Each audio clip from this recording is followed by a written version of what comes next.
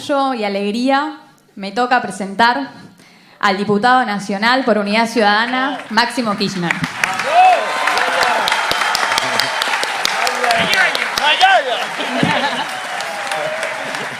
Es bastante peronista. Aplaudimos y gritamos ay, ay, ay.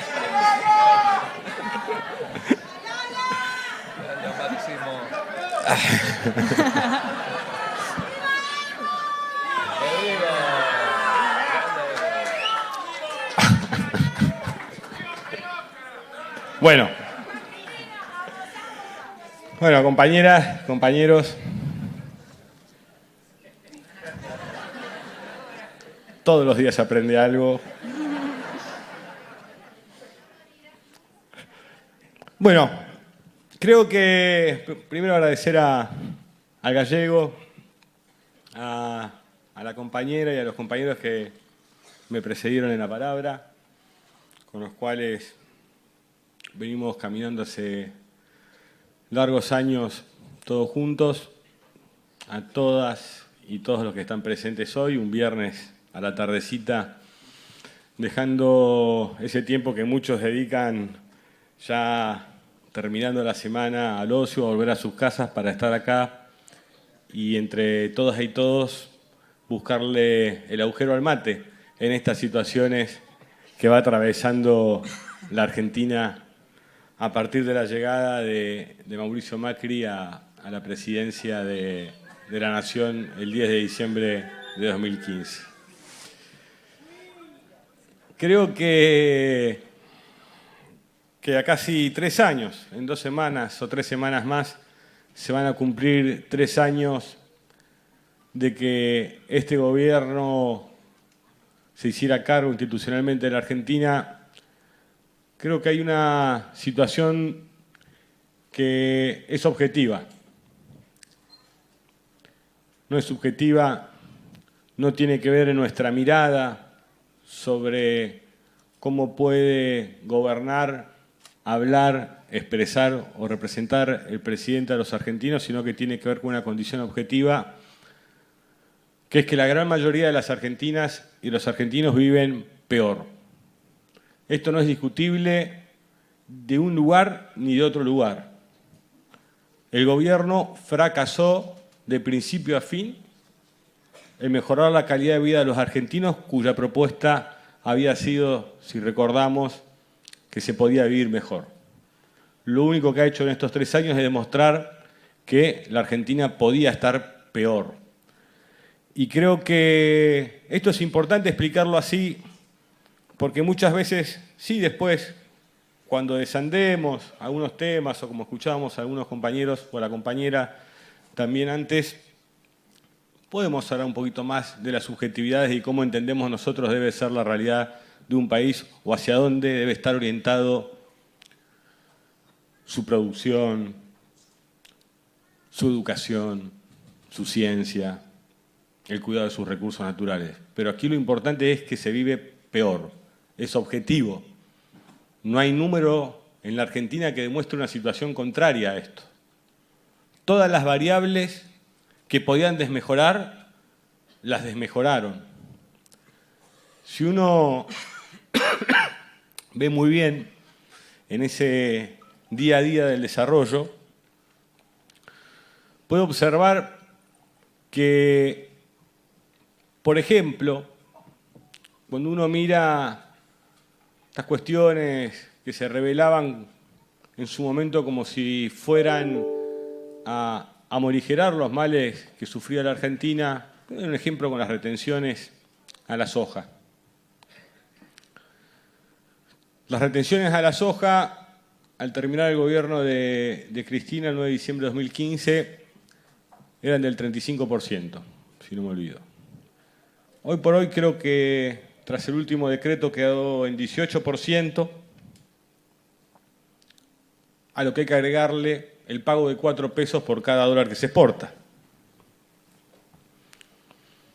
Si hoy, no me equivoco, hoy les volví a subir otra vez el dólar y estaba en 37 o 38 casi, cuando vemos ese 4 sobre 38 estamos hablando de un 11 o 12%, que habría que sumarle al 18 existente de las retenciones, lo cual nos daría una retención de 28 a 30 puntos, 30 puntos y medios, hoy por hoy, sobre la soja, casi iguales que las que había hasta el 9 de diciembre de 2015, pero con una diferencia, o con una gran diferencia. 55.000 millones de dólares tomados de deuda con el Fondo Monetario Internacional, 120.000, 125.000 millones de dólares con acreedores externos, entre los que están los famosos buitres. 2 dígitos de desocupación seguramente anunciará el INDEC en diciembre, 10, 5, 11, y eso en el conurbano implica que sean 16, 17 o 18 puntos de desocupación. Empobrecimiento generalizado de las grandes mayorías argentinas. Entonces creo que en ese comienzo, donde nos decían que tomando estas medidas a la Argentina le iba a ir bien, le fue, tal cual nosotros siempre lo dijimos, irremediablemente peor. Y en esta situación que se plantea muchas veces en la discusión, ¿no? Como decía por ahí, cada uno a su manera expresando en el fragor de la batalla, en cómo se comunica, en esto que se denominan fake news para llamar amablemente a las mentiras o a las operaciones. Creo que hay que hacer, y que por eso también creo que este tipo de encuentros y congresos sirven, cómo podemos llevar al llano a aquellos que nosotros por naturaleza militante, por curiosidad, por aprender, por querer saber, casi ni discutimos y lo damos por entendido. Todo acá podemos decir no al ALCA y todos sabemos más o menos qué representa el no al ALCA. El problema es que hay una gran parte de la sociedad argentina que no tiene la menor idea de qué representa el no al ALCA y de qué representó en ese momento el no al ALCA. Nosotros lo damos por sabido, algo natural. Y creo que el desafío que tenemos es que nuestra sociedad comprenda por qué se toman esas decisiones. Porque desde el otro lado también lo que han hecho es casi reducirnos al consignismo. No al ALCA pasa a ser una consigna que no tiene ningún tipo de eventualidad en el desarrollo de tu vida. Podía haber sido sí al ALCA, no al ALCA, seguía todo igual. Y todos sabemos que no es así. Pero lo que debemos hacer sí es explicar esto constantemente. ¿Qué significa que el Fondo Monetario esté o no al mando de la economía de tu país? Porque a uno le puede dar lo mismo, pero no termina siendo lo mismo. Si en aquella oportunidad se cedía al ALCA, quizás, y con seguridad lo digo, con la certeza suficiente de saberlo así, muchas de las políticas que hicieron de esos 12 años que fueran valoradas por la gran mayoría de los argentinos, no se hubieran podido llevar adelante. Así hubiéramos tenido la mejor de las voluntades, todo el tesón suficiente y la inteligencia que se les ocurriera. Cuando vos no cuidás tu producción nacional, no tenés trabajadoras y no tenés trabajadores. No te desarrollás como país. Cuando vos no administrás tu propia economía como país, es obvio que lo que menos estás teniendo en cuenta son las características esenciales de tu patria para desarrollarte y pasa a ser mucho más importante aquello que piensa quien tiene que cobrarse la deuda de la plata que te ha prestado. Y esto en Argentina sabemos cómo termina. Todos los que estamos acá sabemos cómo termina. Entonces, cabe preguntarse, como un desafío quizás, ¿cómo logramos que aquello que nosotros ya hemos naturalizado y hemos aprendido y lo damos por sabido, puede llegar y perforar al resto de la sociedad? Por lo menos como información, para que tenga un elemento más para elegir. Porque también se trata de con qué cantidad de elementos elige uno. ¿Qué cantidad de elementos tengo para discernir e informarme? Estos son los desafíos, o parte creo de los desafíos que tenemos por delante, porque si no, vienen los dolores de cabeza. Y vienen los dolores de cabeza y a veces la decisión de algunos afectan a todos, como está sucediendo ahora. Y digo dolores de cabeza porque tenemos que lograr que la sociedad argentina comprenda que no es un capricho ideológico, que no nos hemos quedado en el tiempo ni mucho menos, sino que hemos comprendido el tiempo y por eso queremos otro país. Que la llegada del Fondo Monetario Internacional a nuestra patria es lapidaria para el sueño lógico y racional que debe tener cualquier país que se precie de ser un país, que es poder dirigir su propio destino, acertar y equivocarse, pero mirándose a sí mismo y en cómo se relaciona con el mundo. Porque otra también de estas grandes mentiras construidas es cuando uno todavía escucha, sí, cada vez menos, a algunos empresarios y medianos empresarios diciendo que la Argentina no estaba en el mundo. Algo de lo más raro que uno pueda ver. Cuando uno ve lo que le está pasando lamentablemente a Arcor, y lo digo por los trabajadores de Arcor y las trabajadoras de Arcor, no por el señor Pagani. Y también por los chicos que ya están comiendo menos caramelos y menos golosinas, lo que le pasa a la Serenísima. Ayer escuchaba a un compañero de Atilra en un plenario que compartimos anoche decir que la producción había bajado 40% del sector donde él trabaja. Entonces pensaba, mirá, pierde la Serenísima, pierden los trabajadores y las pibas y los pibes toman menos leche.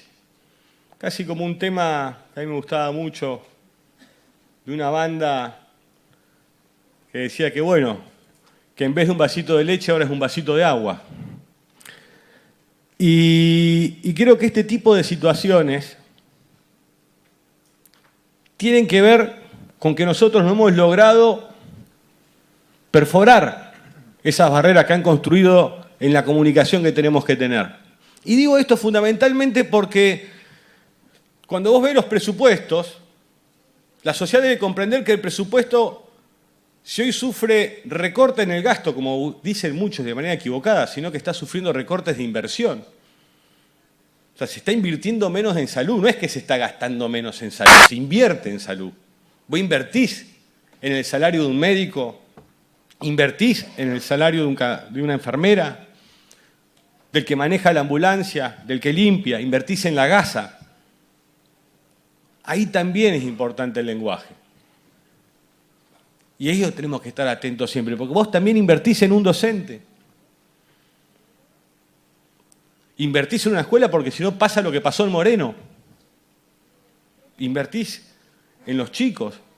No es que se está recortando el gasto, se está recortando la inversión en el pueblo argentino, en cada uno. Y cada uno por ahí piensa que como no es su sector no le llega. No, a mí no me va a llegar.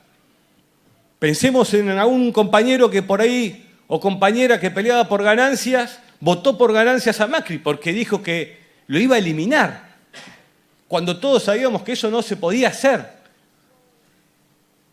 Que no era una cuestión de capricho de la anterior presidenta gobernar de la manera que gobernaba, sino que no se podía hacer porque tenía que pensar en el conjunto.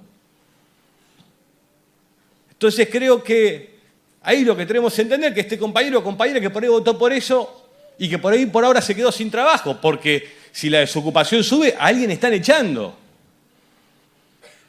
Alguien se está quedando sin trabajo o alguien peor ahora tiene el miedo de quedarse sin trabajo. Y está con esa espada sobre la cabeza. Y va a las paritarias con esa espada sobre la cabeza. Casi valorando no tener el aumento, pero mantener la relación formal que le provea, por ejemplo, en un caso la obra social. Y debe estar pensando, y debería estar pensando muy bien en esa obra social, porque si lo despiden a los 3 o a los 6 meses, se va a quedar sin obra social. Y él que pensaba que era todo mérito propio, va a empezar a darse cuenta que hay que prestarle atención a algunas cosas. Va a entrar a pensar también que tiene que tener muy en cuenta que cuando se caiga esa obra social, se va a dar cuenta qué significa recortar el gasto, porque quizás hasta aún hoy, en esa situación de apremio y con miedo a perder el trabajo está pensando que está bien que recorten el gasto. Está pensando así, son todos vagos. Cuidado con esas cosas. En esa segmentación y división anidó y construyeron su victoria ellos.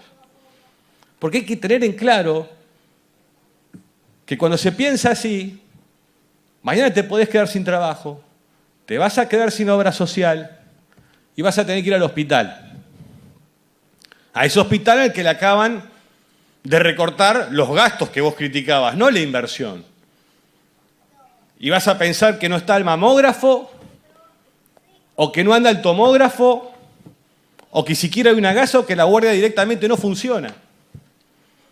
Y te vas a dar cuenta también en ese preciso instante que el endeudamiento con el Fondo Monetario o con los acreedores externos tampoco lo encontrás en tu hospital. No lo vas a ver, no va a estar.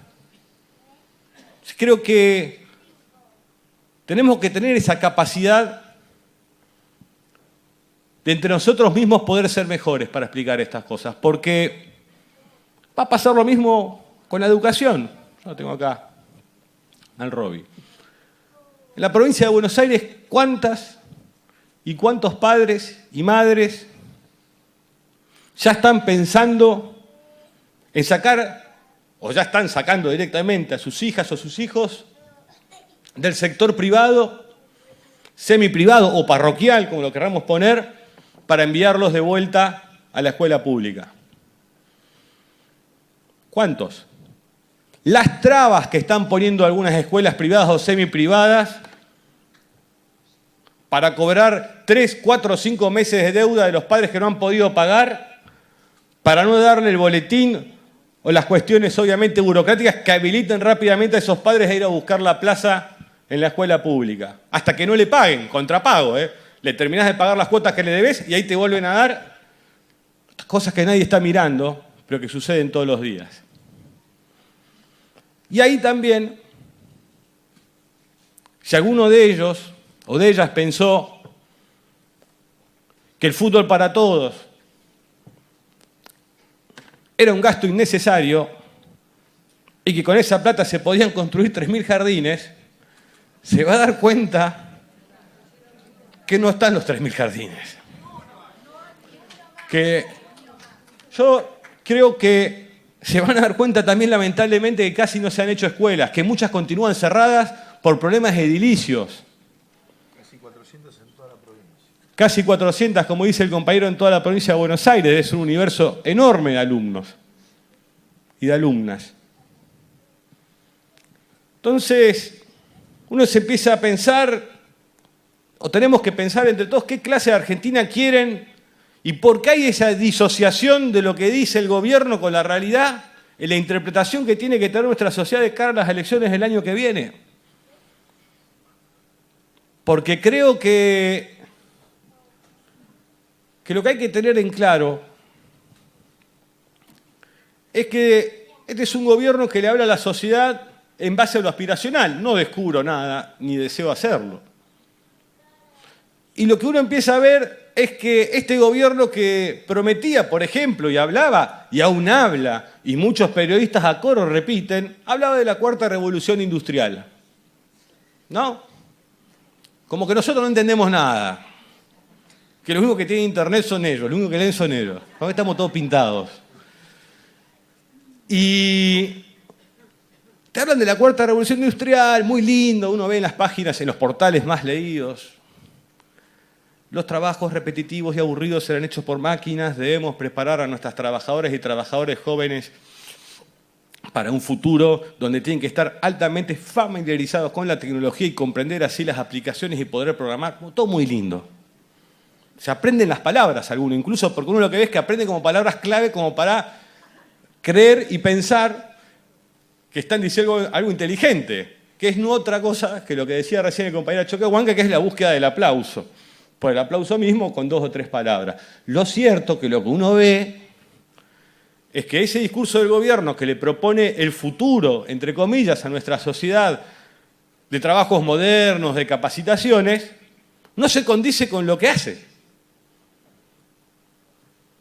no se condice con lo que hace, porque si vos realmente estás creyendo que esto es cierto, ¿por qué no te tomás un segundo para explicarnos a todos y a todas por qué no se entregan más computadoras a los chicos que van a los secundarios?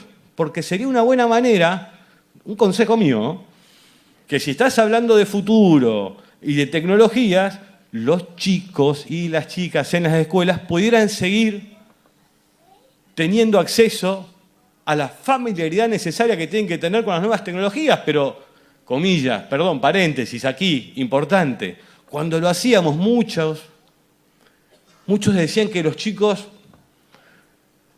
y las chicas jugaban con esas computadoras, que no estaban estudiando, que jugaban. ¿Y qué tiene? Aparte de aprender, una chica y un chico no puede jugar con un instrumento que le puede brindar el Estado. ¿No tiene derecho a jugar aquel que necesita la presencia del Estado? ¿No tiene derecho a tener vacaciones un trabajador y una trabajadora? ¿O a tener un celular, por más que esté de paro o vaya a una protesta social? ¿Qué es lo que le pasa a algunos en la Argentina?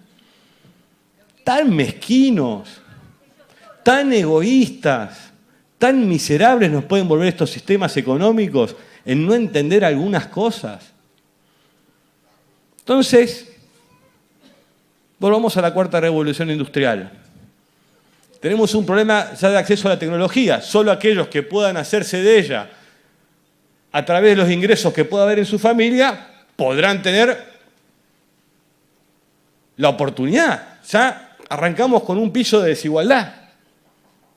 Algunos sí, pocos, y con estos sistemas económicos cada vez más pocos, y muchos no. Entonces lo que tenemos hasta acá claro es que en Argentina hay chicas y chicos que están tomando menos leche. También, como vimos recién, tenemos en claro que hay chicos y chicas que no tienen posibilidad de acceso a herramientas tan importantes para su futuro como la computadora, que hay menos argentinas y menos argentinos comiendo carne. Entonces hasta aquí tenemos menos carne, menos leche, menos tecnología, menos educación con las escuelas cerradas, o como dice la señora gobernadora María Eugenia Vidal, que las escuelas y las universidades no van los pobres. Miren dónde estamos. Es bueno que la gobernadora recorra todas las universidades de la provincia de Buenos Aires y conozca quiénes están todos los días tratando de sacarla adelante, trabajando, enseñando y estudiando. Entonces, bueno, no universidades, no escuelas, no computadora, no leche, no carne. Y dice, bueno, pero por lo menos, si les quedó algún hospital por terminar, lo podrían terminar.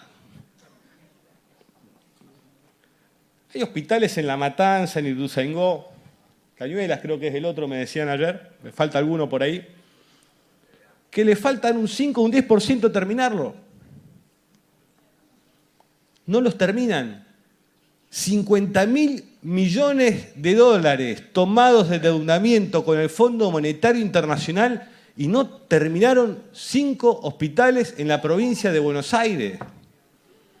5 hospitales que estaban prontos a ser usados, no los terminan. ¿A dónde va la plata del Fondo Monetario Internacional que no va a esos hospitales que estaban? No te digo que lo hagas nuevo, no te pido que te esfuerces tanto. Sé que tenés que ir a los programas de televisión y eso lleva tiempo.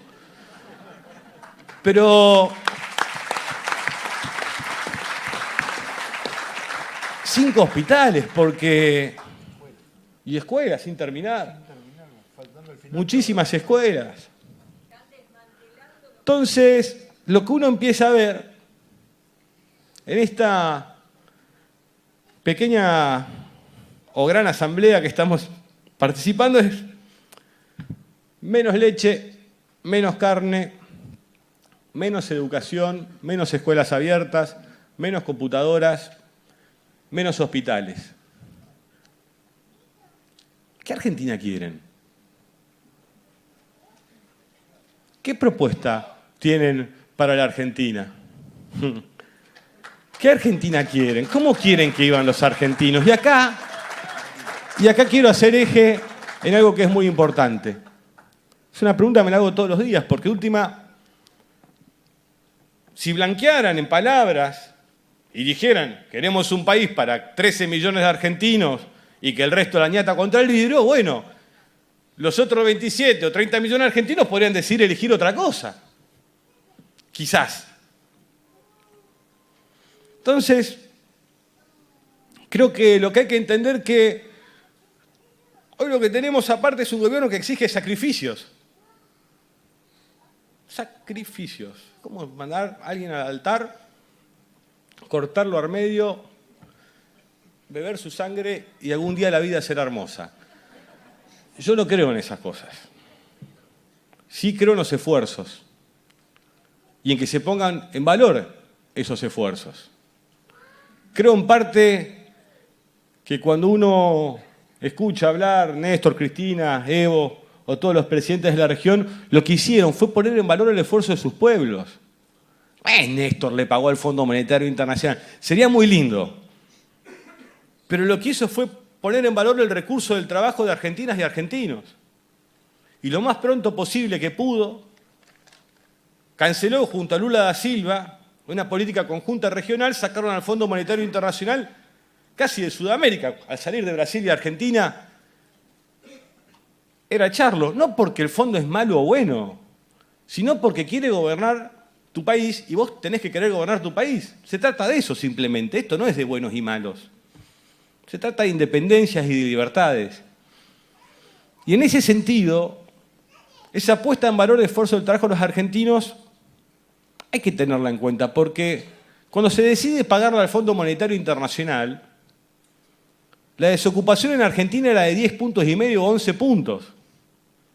Muchos por izquierda nos corrían diciendo que era muy fuerte la deuda interna. Y era razón, tenían razón. Y faltaban hacer un montón de cosas también en ese momento.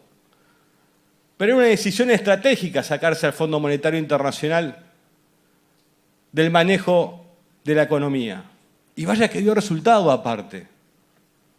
Había dos razones atendibles. Aquellos que nos decían con toda la buena leche del mundo, che, tenemos problemas todavía acá adentro como para cancelar esta deuda, y nosotros que le decíamos, está bien, tenés razón, pero para cancelar esta deuda en el tiempo es mucho mejor que los argentinos y las argentinas empecemos a conducir la historia de nuestro propio país. Bueno, dato final fue que la Argentina mejoró luego de la salida del Fondo Monetario Internacional. Y esto lo digo aparte porque ya hay algunos que están ante la posible y cercanía quizás de una eventual derrota del actual gobierno en las próximas elecciones, sembrando el miedo. De qué haría el propio gobierno, si sería de corte populista, nacionalista, sí.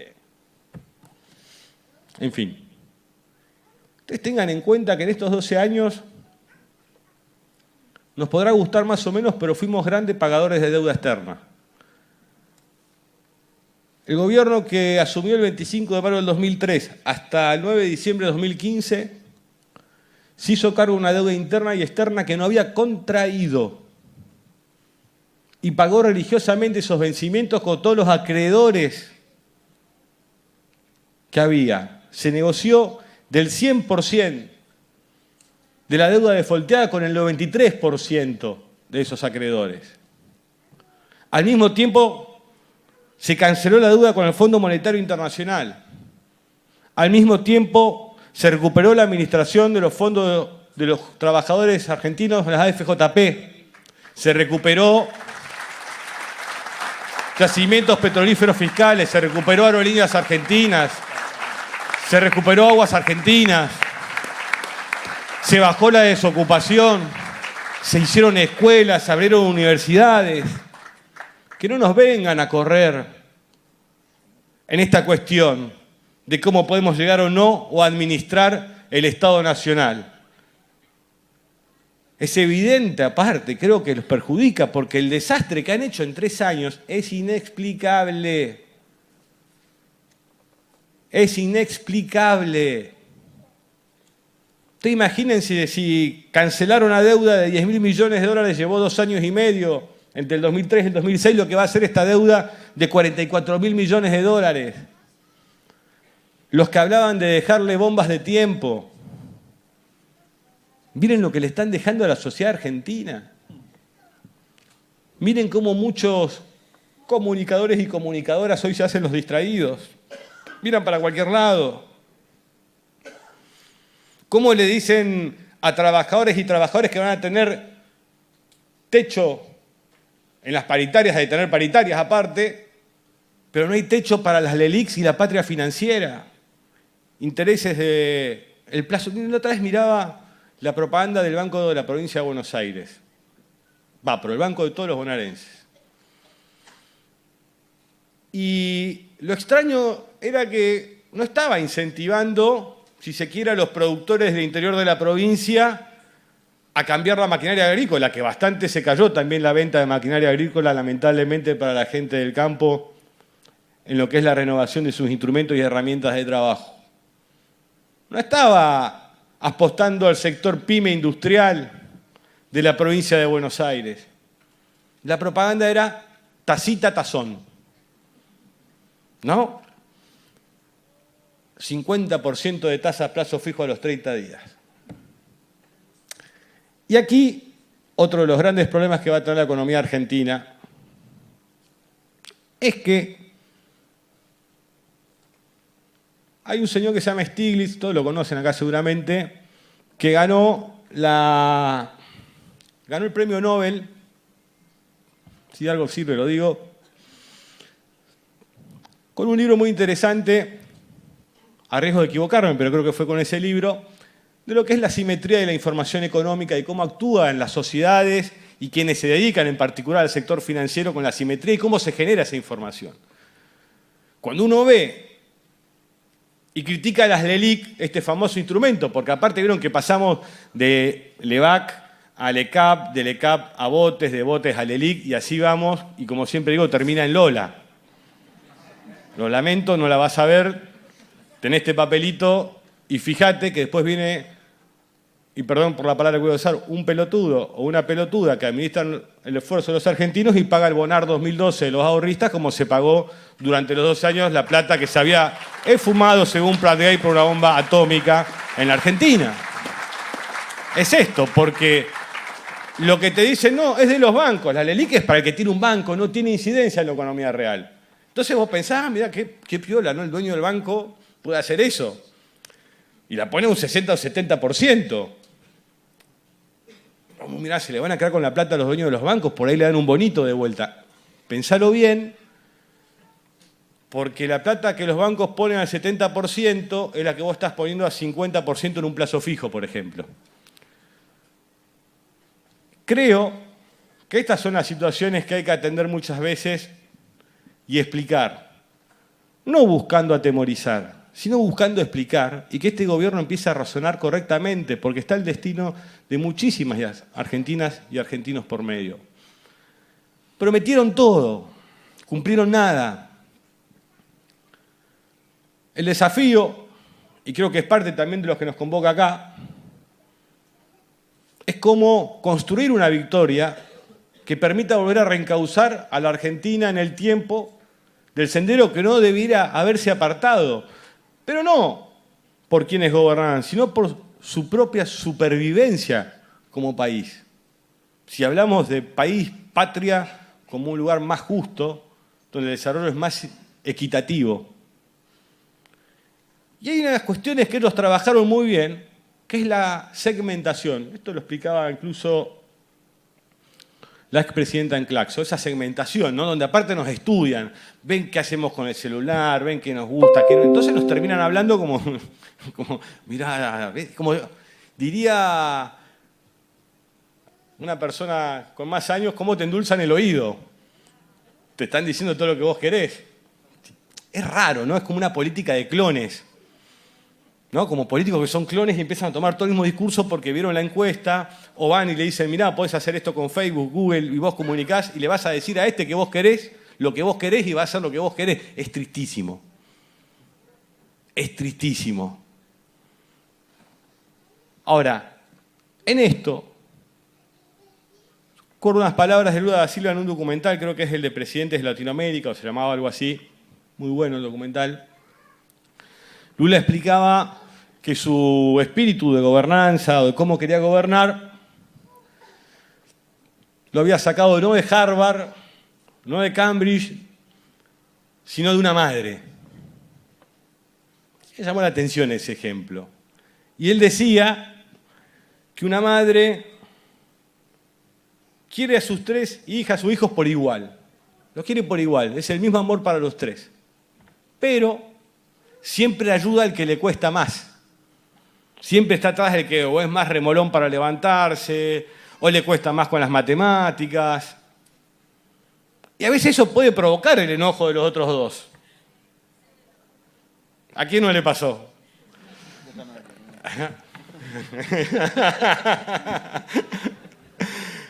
Complicado.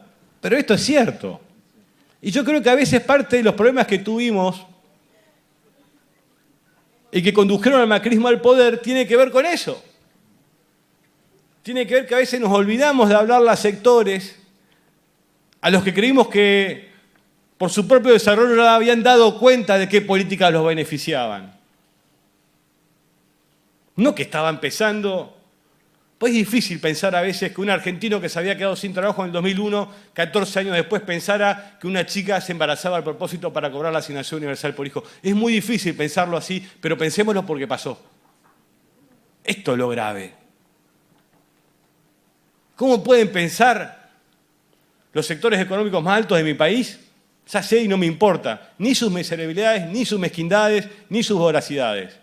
El problema es qué nos pasa a nosotros, al conjunto, cuando alguien que conoció la desocupación en el 2001, que no daba pie con bola, empieza a pensar que todo lo que hace es mérito propio solamente, que no hay un contexto donde se desarrolla, que no hay políticas públicas que le permiten a él poner en valor el esfuerzo diario de su trabajo, ya sea así para acceder a un bien, sea un auto, un televisor, una heladera.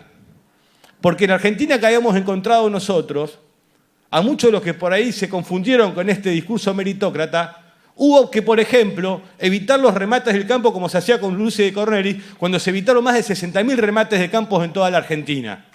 Entonces creo que aparte de aquel 2003, la cantidad de remates de viviendas que se evitaron. Entonces nosotros tenemos que entender y trabajar estas cosas. Porque viene un año importantísimo para la Argentina. Y viendo, por ejemplo, lo que sucedió en Brasil, cuando uno ve lo de Brasil, es como que te spoilearon la serie, porque es fantástico.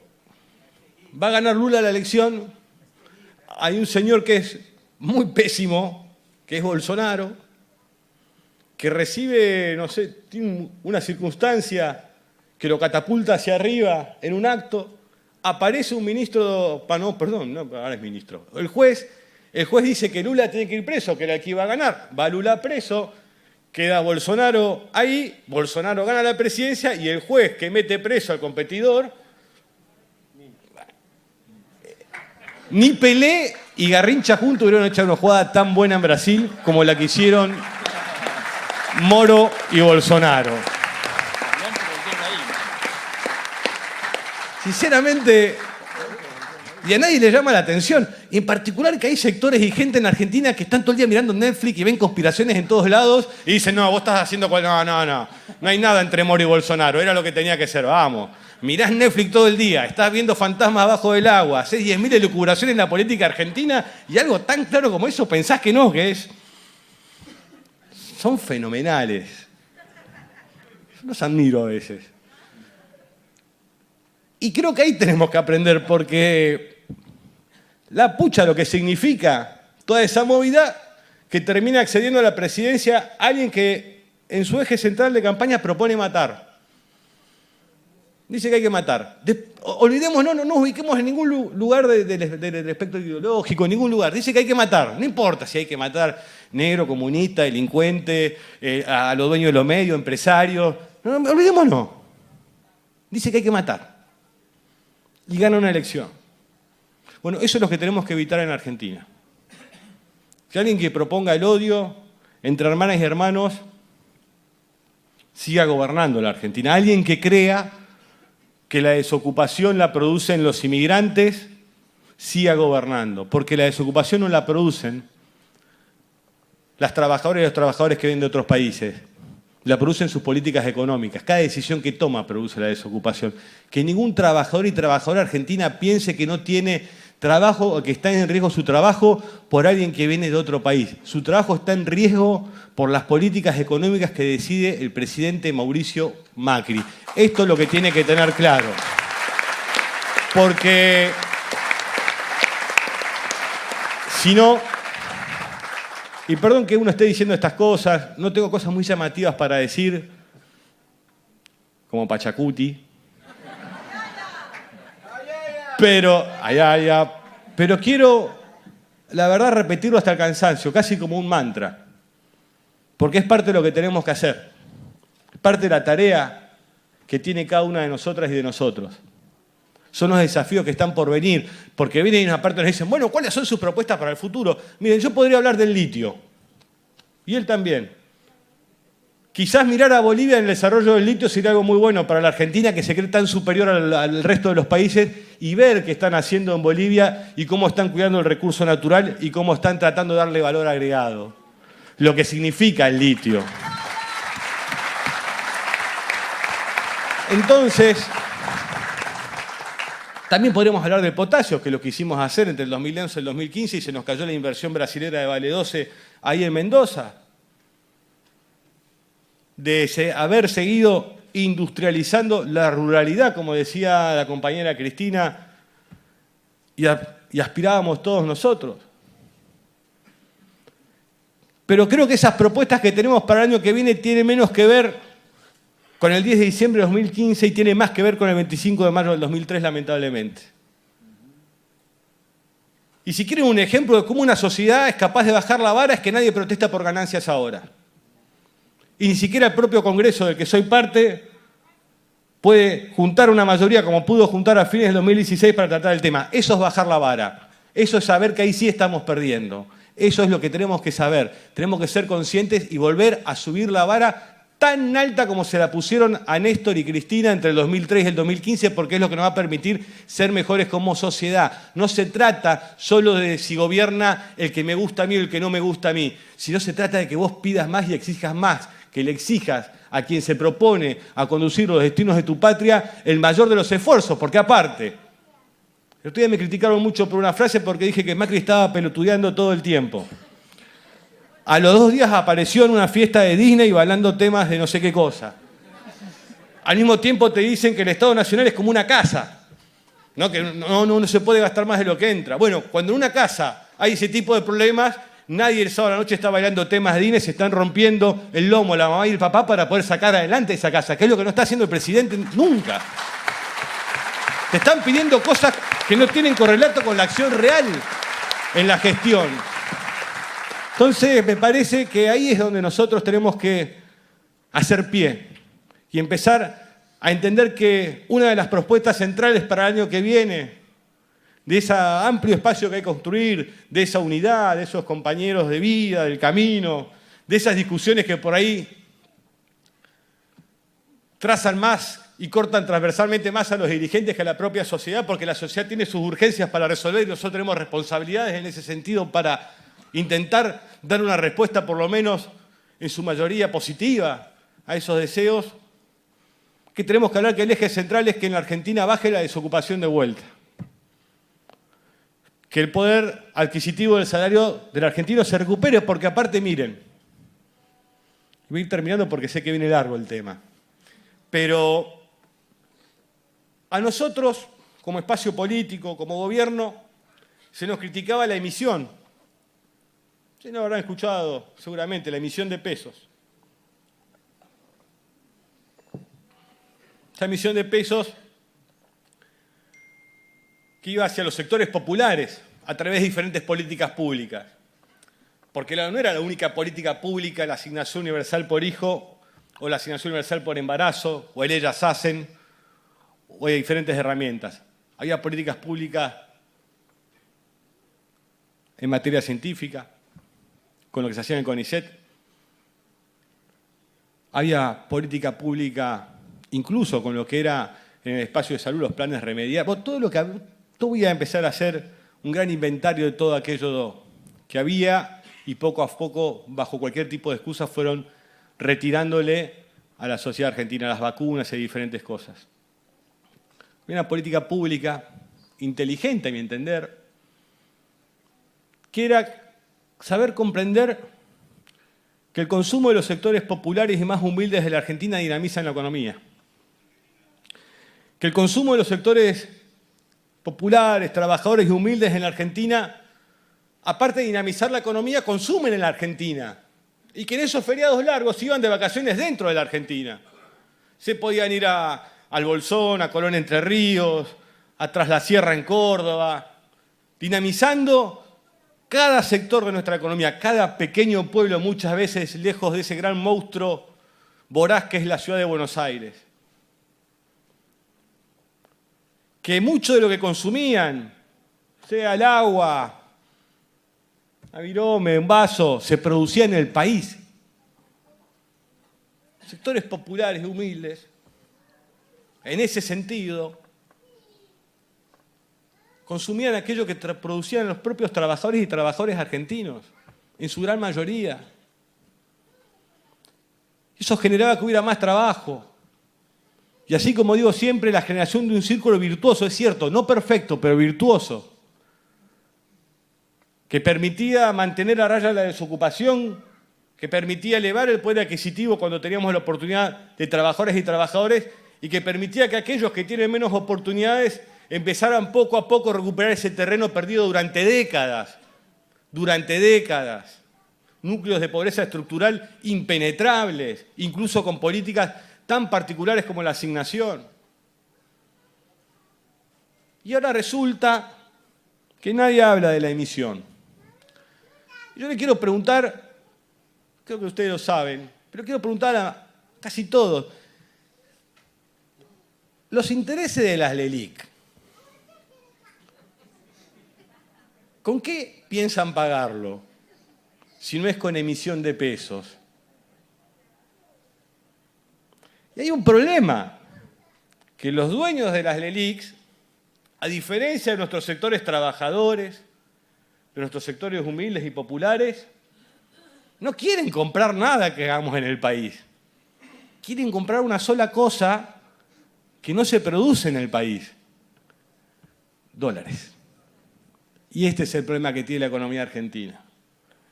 Y si ya era un problema muchas veces, incluso, recuerden el 8N o 12N, no me acuerdo nunca muy bien la fecha, cuando tuvimos una masiva protesta en la ciudad de Buenos Aires porque no podían comprar dólares.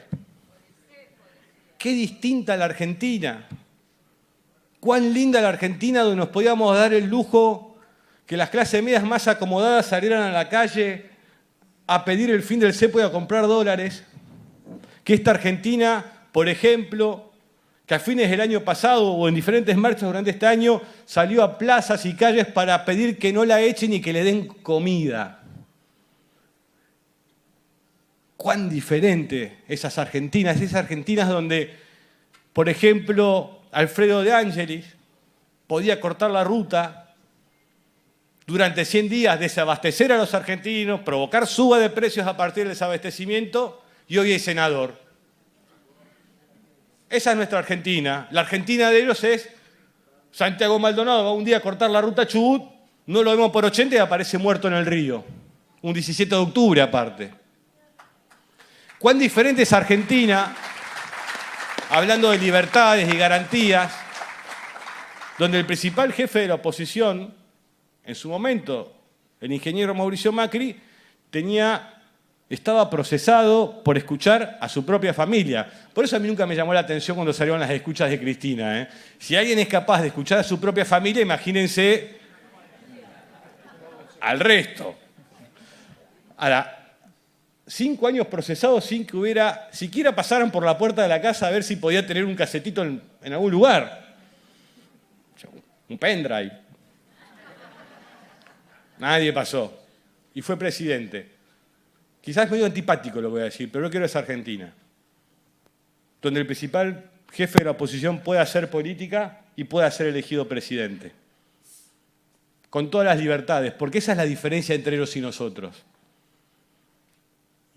Y eso es lo que siempre tenemos que entender y nunca caer en las tentaciones del odio y la venganza que ellos proponen. Ahí está la clave de esto, que es parte de lo que decía él de los 4 pasos del Pachacuti: despertar, escuchar, hablar y caminar. Es ser mejores seres humanos que ellos, es ser mejores personas que ellos y entender que en esa libertad tenemos que aceptar y vivir sus resultados y construir opciones superadoras. No podemos vivir enojados por lo que pasó ese 10 de diciembre de 2015. Ahora tenemos la oportunidad de construir una opción y de convocar a las mayorías a construir nuevamente una Argentina más justa, diferente a esta, y que ponga otra vez en el centro de la acción del gobierno al ser humano, que eso es lo más importante. Esa es la opción que nosotros tenemos por delante y el desafío que tenemos por delante. No hay más que eso. No hay secretos.